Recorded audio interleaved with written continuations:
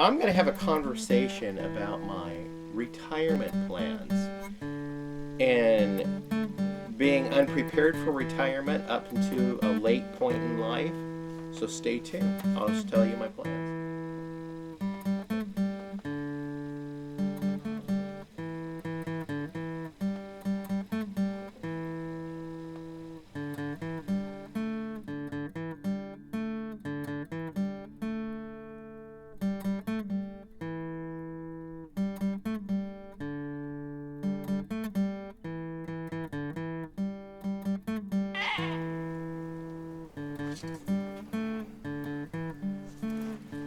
Hello, my friends.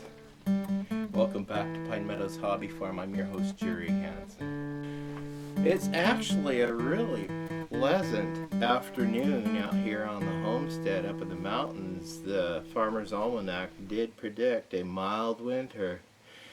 And this is January 10th, 2021. And the temperatures are, well, you can see how I'm dressed, long sleeve. It's still cold enough where I can't run around in a tank top and shorts, no way. But just the same, I'm getting chores done on the farm. I finished cleaning out the bottom area of the bunny bungalow today and took the turds over to the garden so I can let them set and let the chickens do what the chickens do in the garden with the rabbit turds. Yep, they work it into the soil, so I'm going to let them do their job. And here, coming up next week, I'm going to be harvesting some meat and some produce out of the garden, and I'm going to make a homestead meal. I haven't been cooking too much lately.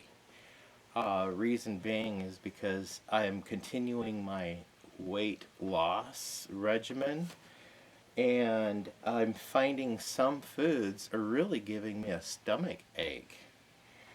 So I'm trying to figure out which foods are doing that and then just steering clear from them. I still would like to get in the kitchen and make a coq au vin recipe. I do have an extra rooster that I can harvest. Coq au vin, when you translate it from French, it means cock and wine, or rooster in wine.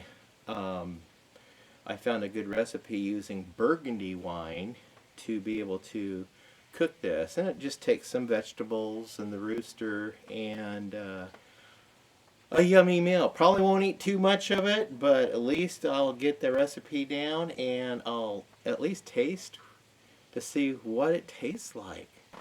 That will be in the Homestead Kitchen series when I get into the kitchen. So I have been staying busy. Like I said, the weather's been really accommodating for me. Been taking care of some rodents. Hey, I got victory over the rodents. Victory over the rodents in the house. Yes! Now I can sleep peacefully at night. For this past couple of months, been, not too good a sleep because of the gnawing and the scratching and the gnawing and the incessant gnawing and the scratching all night long, and I could not get a good night's rest. So the last 2 nights I did get a good night's rest. Hey, check out that video that I launched the other day on blocking the rodents from invading my house. Yeah, I caught some. And I discovered while I was under the house, there was actually a squirrel under there. So I thought I just had rat and mice problems. Nah, I got squirrels too. Dang! And they're the digger squirrels. How about that? So we're taking care of them. Yep, they're being taken care of. So the homestead there's a calm and a peace falling over the homestead this week. Hopefully it'll last, but I'm going to have to do an ongoing measures with rodent control around the homestead. Closed a big chapter in our lives just yesterday. We moved the rest of my daughter's stuff over to the homestead from Acorn Acres, and the new owners took official possession of the property as of today, because all the tenants have moved off. So now The new owner is, I don't know what he's going to do with the land. I'm curious, but really, frankly, it's none of my business what he does. Uh, we had quite the history over there at Acorn Acres. I have another channel here on YouTube called Acorn Acres. You can go look at that channel and see the adventures we had over there. We probably will never go back again. It is what it is. It's just a chapter closed in our lives, and we are just moving on. One of the things we're moving on with is just focusing on getting debt paid off. I can do that by the end of the year. We'll completely be debt free. And maybe next year I'll focus on doing some extras, but primarily I just want to get the debt paid off, all of it, and then start paying, tripling up on payments on the land to get that paid off quickly.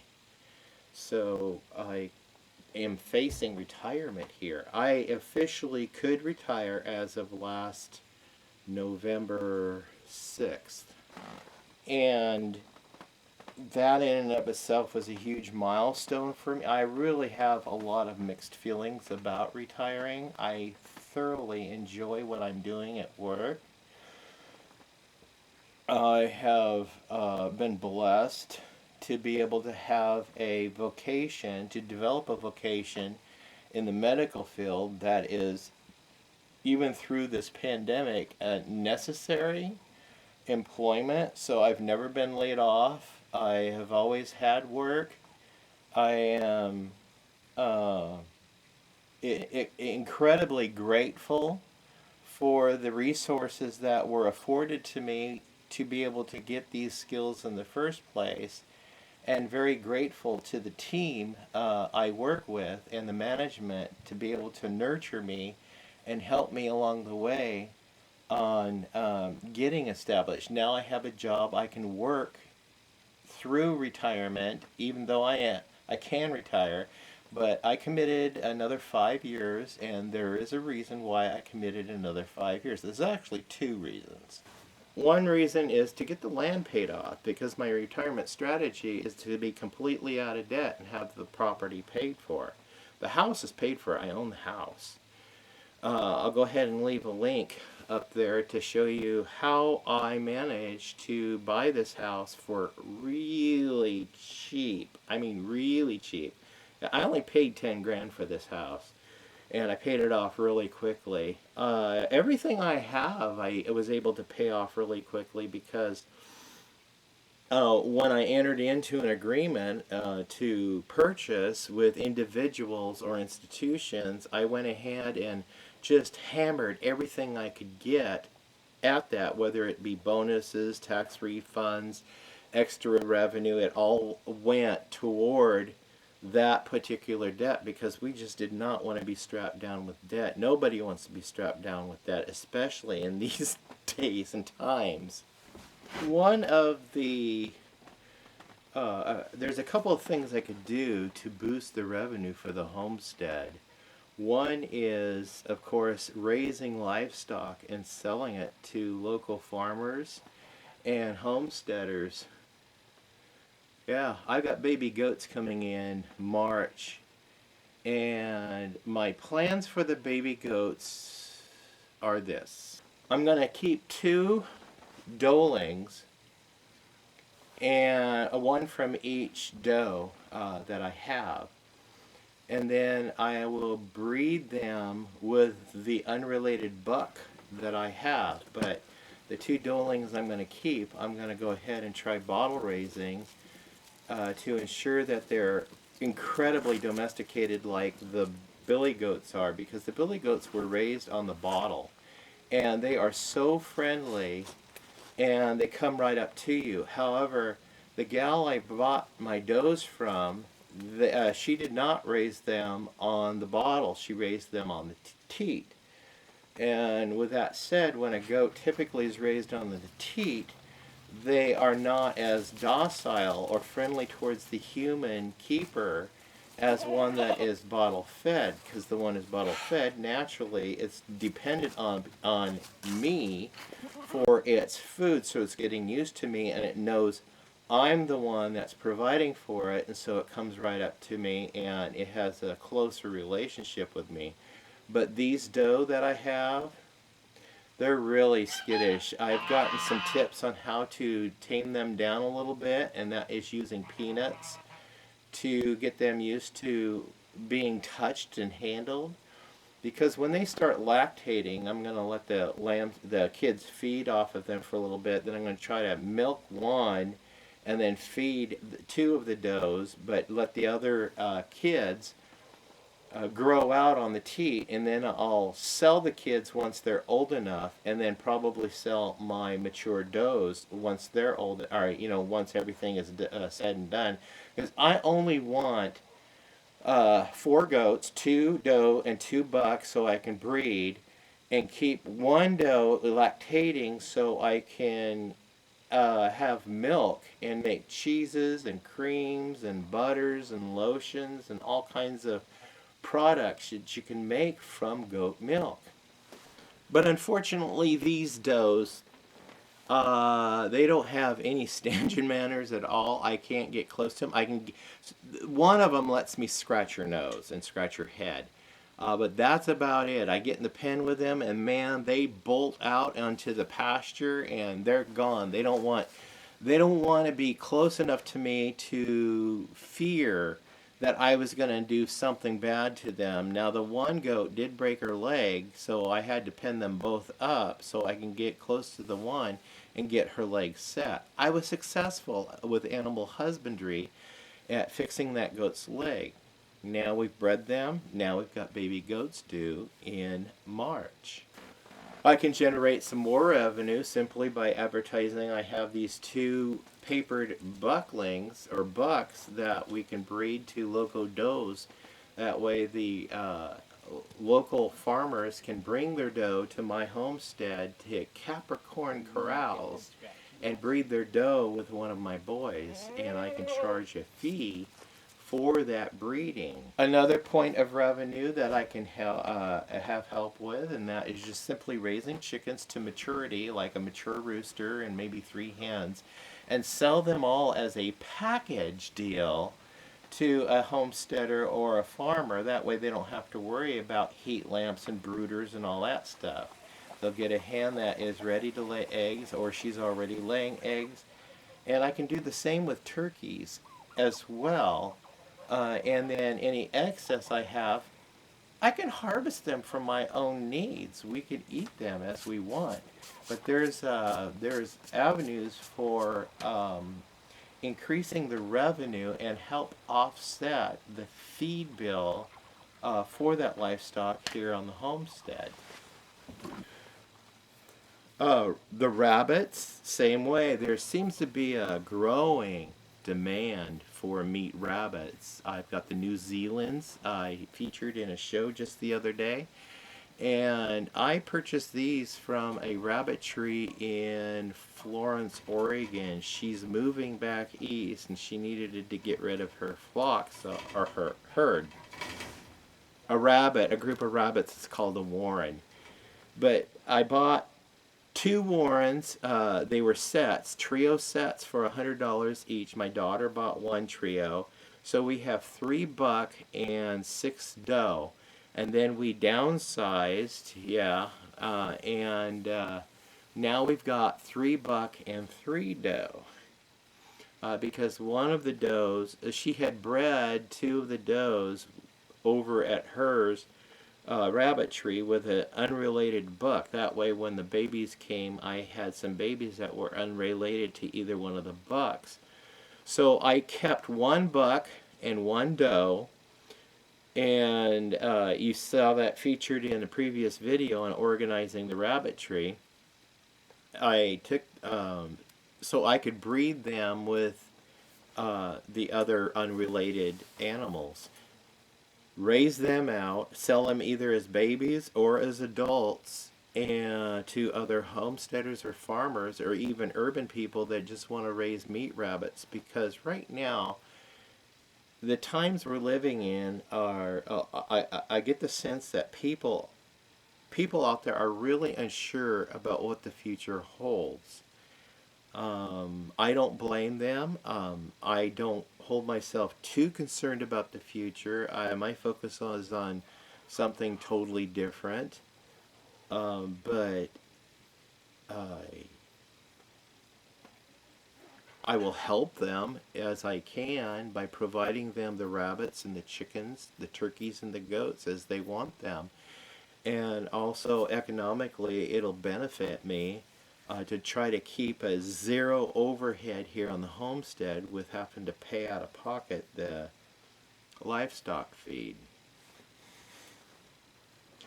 Another means of revenue I could tap into is my art. There seems to be a growing interest in my art that I do. I'll leave a link up there to show you a couple of pieces of art that I have done, and there is a just follow those links and you can see additional art that I've done.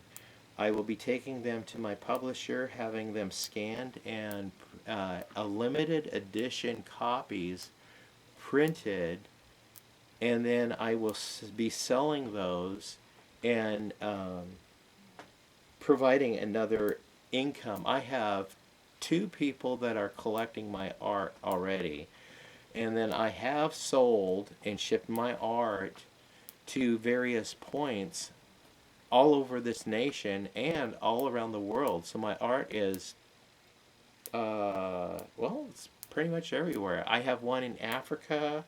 I have one in Eastern Europe.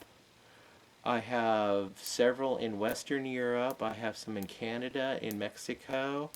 And I have some all over the United States that I know of. I don't have any in the Orient yet. I'd like to get a market over there of anybody who likes to collect my particular art. So that's another avenue for providing an income for the homestead going into my retirement and enhancing what I already make. Especially when I do retire, I can have more time to focus on other things and collect my retirement, and plus generate more revenue from the things I just covered. So yeah, scary road ahead of us as far as deciding when to retire. It may be sooner, but I committed another 5 years, and that was 6 months ago. So I got 4.5 years to finish and continue building the nest egg, if you will. I don't intend on moving if I don't have to, if I can help it. I've worked really hard for so long to build this place and make it habitable and make it pretty.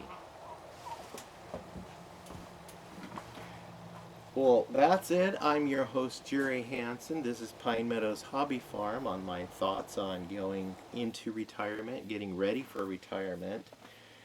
And so stay tuned for more videos and see what adventures we're going to be doing. I'm going to do some home improvement and backyard mechanics. Yeah, I got some things I need to get done. Click that bell icon, and then after you subscribe, and that'll alert you to new videos as I do upload them. Something else you can do for me is click that share button. Sharing my videos on your social media platforms helps us out a lot. Give us a thumbs up, like the show, and also leave a comment if you will. And please be safe and always be kind. We'll see you guys in the next episode, alright? Bye-bye.